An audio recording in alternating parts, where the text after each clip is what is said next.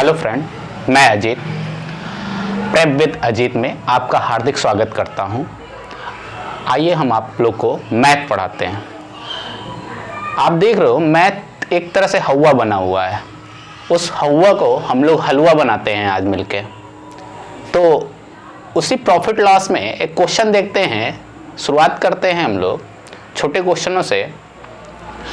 Question आता है, किसी वस्तु को किसी अमाउंट में बेचने पर उतने ही प्रतिशत का गेन अथवा लॉस होता है, लाभ अथवा हानि होता है, जितने रुपए की वस्तु की कॉस्ट प्राइस होती है, सीपी होती है। तो आइए प्रश्न लिखे हैं, यहां देखते हैं। कह रहा किसी वस्तु को 24 रुपए में बेचने पर उतने ही प्रतिशत का लाभ होता है जितना वस्तु का क्रय मूल्य है। वस्तु का क्रय मूल्य ज्ञात करें, यानी कि 24 में बेचने पर उतने ही प्रतिशत का लाभ होगा जितने वस्तु का लागत मूल्य है। बहुत ही आसान प्रश्न है। 24 का ऐसा फैक्टर करें जिसका मल्टीपल तो 24 हो और उन दोनों संख्याओं का अंतर 10 हो। जैसे कि 12 दूना 24।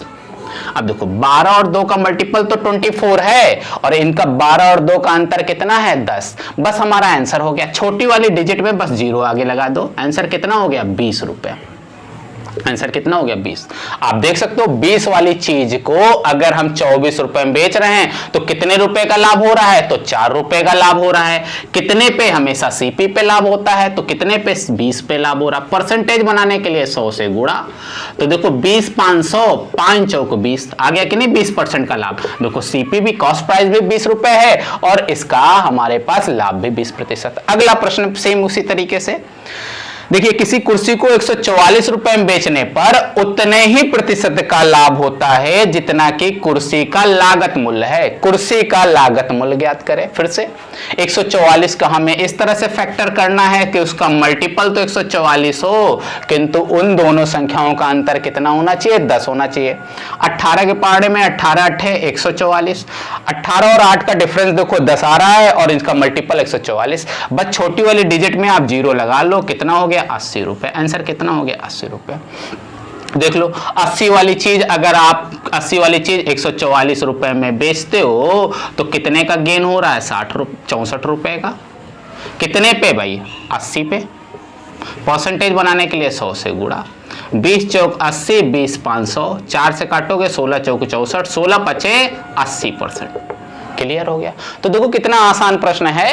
क्या कर देते हम लोग, 24 को 2 फैक्टर कर देते, 12 दूना 24, उनका अंतर कितना आना चाहिए, 10 आना चाहिए और बस छोटी वाली डिजिट में 0 लगा लेंगे। अब इसी तरीके से प्रश्न क्या होता है, हानि होती है। मान लो 24 रुपए बेचने पर उतने ही प्रतिशत का लाभ की जगह क्या बोल दो, हानि होती है। उतने ही प्रतिशत की क्या होती है, हानि होती है। तो जितने वस्तु का क्रय मूल्य है, तो वस्तु का क्रय मूल्य बताओ। फिर से उसी तरह से 24 का हम लोग फैक्टर ही करते, लेकिन इस बार अभी अंतर 10 आया था, अब की बार योग 10 आना चाहिए। देखो 6 चौक 24, 6 और 4 10 का अंतर कितना हो गया हमारे पास, योग कितना हो गया, 10 हो गया। 6 4 10 और इसका मल्टीपल कितना हो गया, 24। अब आंसर कितना हो जाएगा, इनमें दोनों में 0 लगा दो, 60 और 40।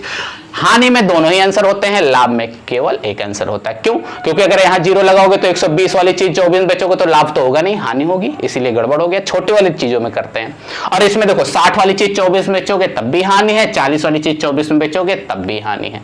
देखो 40 वाली चीज 24 में बेचोगे तो कितने का हानि होगा, 16 रुपए का हानि होगा। कितने पे, 40 पर। तो 16 रुपए का हानि 40 पे, परसेंटेज बनाने के लिए 100 से गुणा। 20 दूना 40, 20 500, 2 अट्ठे 16, 8 5 40। 40 वाली चीज बेचा, 40% खाना। इसी तरह 60 रुपए में बेचोगे 24 वाली तो 36 रुपए का नुकसान हो जाएगा। 36 60 पे, तो फिर से करोगे तो 60% आ जाएगा। इसी तरह के प्रश्नों के और भी हल देखने के लिए हमारे चैनल को लाइक करें, शेयर करें और सब्सक्राइब तो जरूर करें। धन्यवाद।